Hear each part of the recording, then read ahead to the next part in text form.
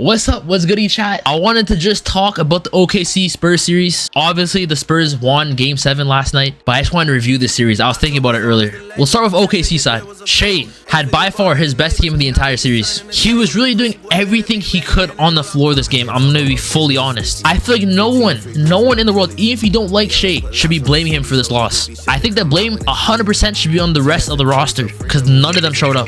Not a single player other than Shea scored 20 or more points this game. But I want to talk more about Chet, who is a complete ghost, like an absolute ghost in Game 7. Playing a whole game with no J-Dub and taking 2 shots should be criminal. Chet ended the game with 4 points, 2 of them coming from free throws, bro. They said on the broadcast last night, and I'll say it as well, going 1 for 15 would be better in this Game 7 than going 1 for 2. You took 2 shots in 33 minutes. A big reason why OKC lost this game. The final score is 111-103. Literally just a few more made shots, a few more attempted shots, a few more anything from the rest of the team. This would have been a closer game, a tie game. They could have been up maybe late in the 4th, but the Spurs ended up winning, which I didn't expect, by the way. I did not expect this to happen, but now it's flipped to the Spurs. Wemby played great this game, definitely a great game, did what the team needed him to do, but Champagnie, I think, was the start of this game by far. The dude made 6 threes during this game, and there was a stretch where it was just automatic. Definitely a key piece of this team. Now talking about the whole series, Chet this series just wasn't showing up. The way to describe OKC this series, I feel like, was just people not showing up. Shea this series, I felt, was just not him at all. He didn't look like the guy who finished with the 2nd most points per game in the league. I'll still talk about Game 6 because that was really one of his worst games in the last 2 years, like by far. He just wasn't hitting shots, and that's not something you want from your guy who's known for scoring the ball. Even Game 5 for Shea, it was like, bro, yes, you guys got the win. Yes, you had 32-9, but bro, 16 out of the 32 points were at the line, bro. And no, I'm not calling him a merchant, but that game was like, damn, bro. Even Game 4, it's like, bro, 19 points is not enough for you, Shea. Overall, it just felt like a really inefficient series for the guy who's always been very efficient through regular seasons and even last postseason and last regular season as well. Chet, I really feel like, has been a non-factor this whole series. For a guy who averaged like 18 points per game in the regular season, the fact that you couldn't even touch 17 points in one single game this series is absolutely awful. And I'll bring up Game 1 once again. Caruso had such a great game, bro. 31 points with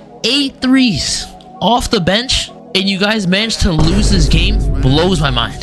This is also the only proper game you got from J-Dub the whole series, and you guys lost. Why? Chet, Shea, both played terrible this game. Inefficient is what I'm gonna keep saying, bro. This is inefficient. And that's another thing I don't understand. You guys see that J-Dub's been injured the whole season. Not even just the postseason, the regular season. He played like 30 games. And you would think people would step up, you know, to come to the role, understand that, okay, that's like a healthy 22 points per game that's now gone, just zapped out of our lineups. Someone has to show up. Multiple people have to show up. And they struggle with that. They couldn't really find those people to consistently give them points every single night. It's like J-Dub not being healthy and being out the series was like a wall for OKC, where it was like, we don't know what to do. And even the people who we thought would be consistent weren't consistent this series. For the Spurs, I don't really have much to say. I feel like everyone performed really well. Castle played great these games. He, of course, did have some high turnover games, but it's like, you know what? Sophomore year, you know, you beat the sophomore slump that most players get. And when you're facilitating the ball, you're bound to get some turnovers. But obviously, they were a little high at the start. 11 turnovers is a little insane. I'll give you the benefit of the doubt. And for Wemby, I feel like he's been exceptional the entire playoffs. It was only Game 5 where I was like, wow, this is a really bad Wemby game. Game 5, I think, is Wemby's worst game in his career. But Game 6, Game 7, he bounced back. So it's like, whatever. We can kind of ignore it. De'Aaron Fox kind of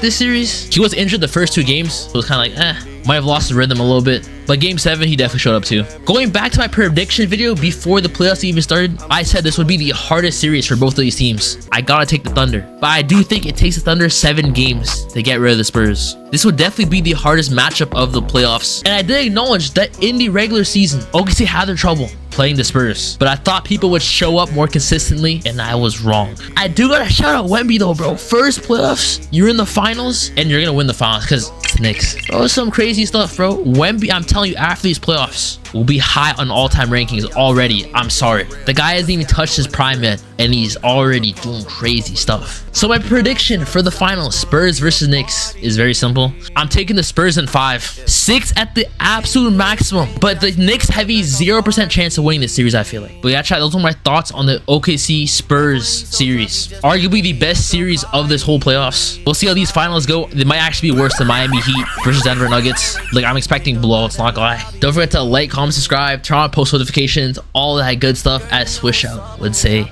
And yeah, guys, I'm out.